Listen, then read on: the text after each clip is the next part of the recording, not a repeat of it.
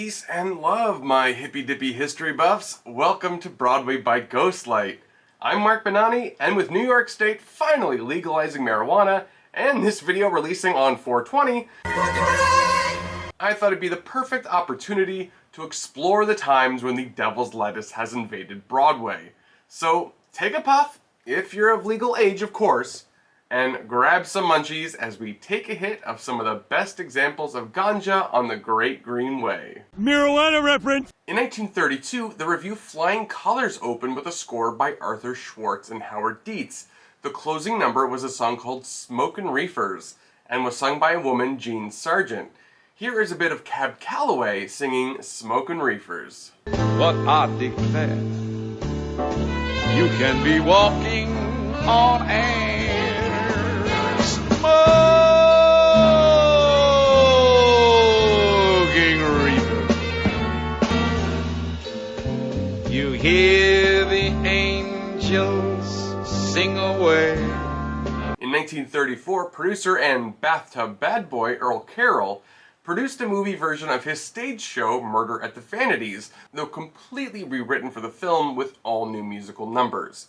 But one of those new musical numbers from the film was Sweet Marijuana. Soothe me with your caress, sweet marijuana, marijuana. Reportedly, that actress Gertrude Michael had no idea what marijuana was when she filmed that number, assuming it was some sort of Mexican instrument.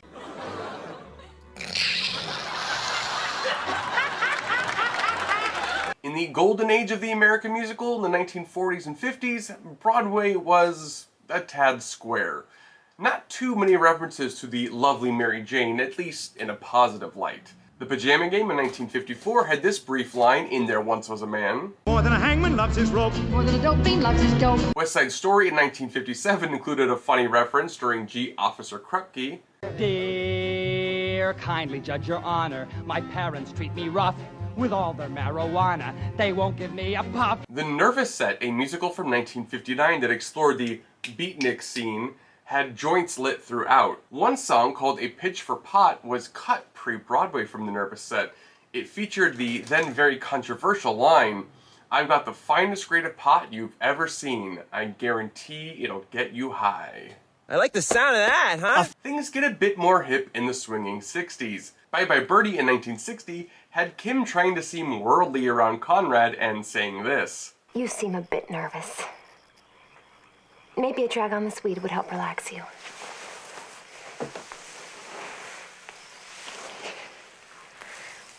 Or how about one of those reefers I've read so much about? I mean, I could go out and get you a fix, if you tell me what it is. Inexplicable Broadway hit Irma La Douce, also in 1960, had this line in There's Only One Paris for That. If you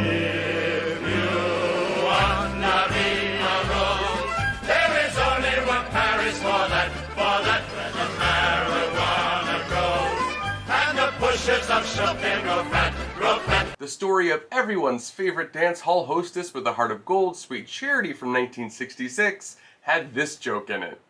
To tell you the truth, I didn't actually walk.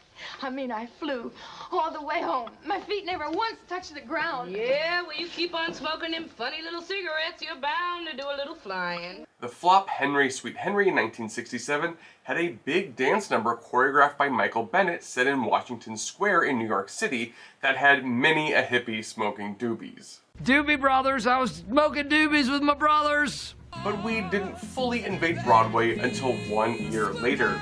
When you talk about pot on Broadway, everyone's minds immediately go to the musical Hair.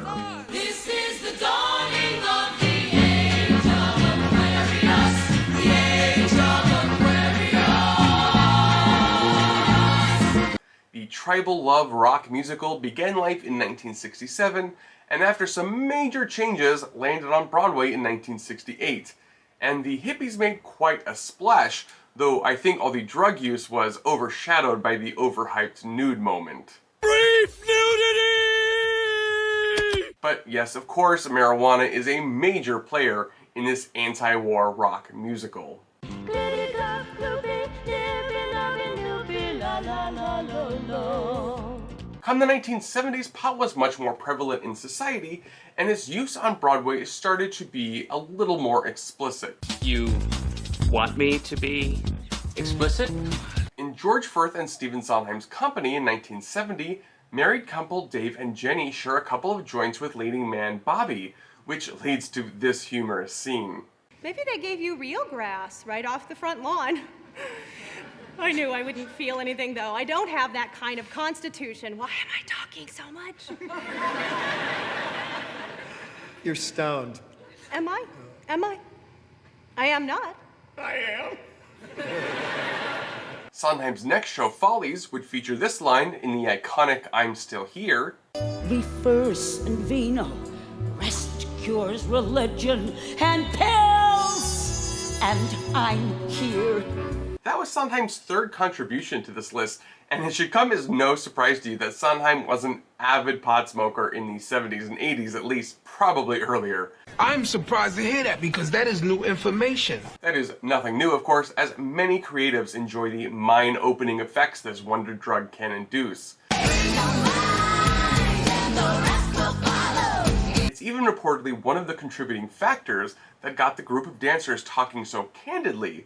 Those conversations, of course, forming the basis for the musical A Chorus Line. And there's no more evidence I need to prove that there was rampant drug use behind the scenes of many Broadway shows in the 70s and 80s than the fact that these musicals exist. I mean, come on. Broadway was, of course, not the only place to find a hybrid blend of musical theater and cannabis. In 1971, the musical The Ballad of Johnny Pot premiered off-Broadway.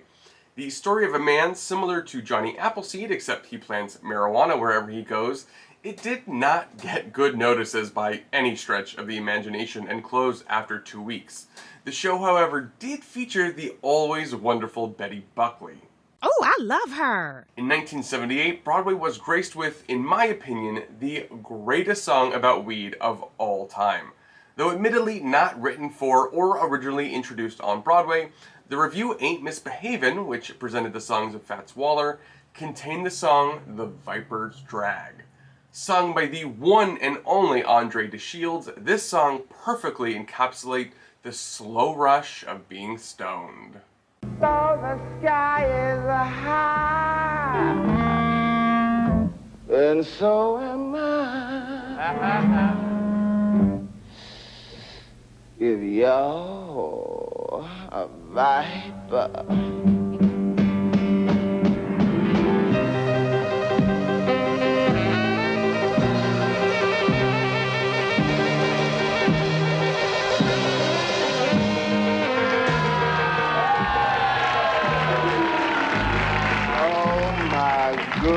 goodness. In the 80s, you had off-Broadway transfer Pump Boys and Dinettes, with this short mention. Tune-ups, gas roulettes, gold beer, gold reefer, your choice. And the musical The Rink from 1984 had a strange mother and daughter sharing a toque, played of course by my gal Cheetah Rivera and Liza Minnelli. The 90s had wannabe assassins Squeaky Fromme and Sarah Jane Moore smoking some grass in Sondheim's fourth mention in this video, the off-Broadway Assassins. It's a great show. God, I love that show. And of course, Jonathan Larson's Rent had this proud exclamation. To marijuana! Into the next millennium we float on our cloud of smoke. The off-Broadway cult classic Bat Boy had two characters sharing a bong in the opening scenes. 9 to 5, the musical in 2009, contained a very funny scene involving grass. And Stu's critical hit Passing Strange in 2008 had a beautiful number about the main character's first time smoking pot in the song Arlington Hill. Dig me. Wow. He took a hit for the first time in a bug on Arlington Hill. Hip to hip, shoulder to shoulder.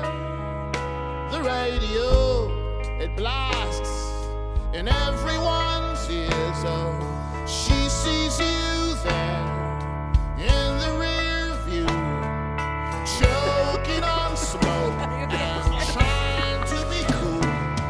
Weed nowadays on Broadway is not super prevalent. But when it does appear, it's also no longer shocking. It's fine, everybody does it. Recent Broadway and Off-Broadway fare, Waitress, Dear Evan Hansen, Next to Normal, Be More Chill, and parody Spamilton. Hey yo, I'm just like my country. I'm young, greedy, and weedy, and I'm not throwing away mine. Everybody stop! All contain the Green Goddess. There are some off-Broadway and regional shows, however, that have fully embraced the sticky icky. There's 420 the Musical, which plays one day a year off-Broadway. 3 guesses which day that is. There's Johnny Appleweed, a musical written by wonderful author and theater historian Scott Miller, who helped me with some of the references in this video. Thank you, Scott. We're not worthy! We're not worthy! And then, of course, there's Reefer Madness, the musical. Premiering in 1998 in Los Angeles before coming off-Broadway in 2001, it satires the classic propaganda film of the same name. Its characters smoke pot and become raving lunatics, sex-mad hussies, and vicious murderers. It's all absurd and a lot of fun. A film version was made for Showtime in 2005. With weed now legal in the Empire State and neighboring New Jersey, only time will tell if Broadway will get any greener. Harold and Kumar go to Broadway, anyone?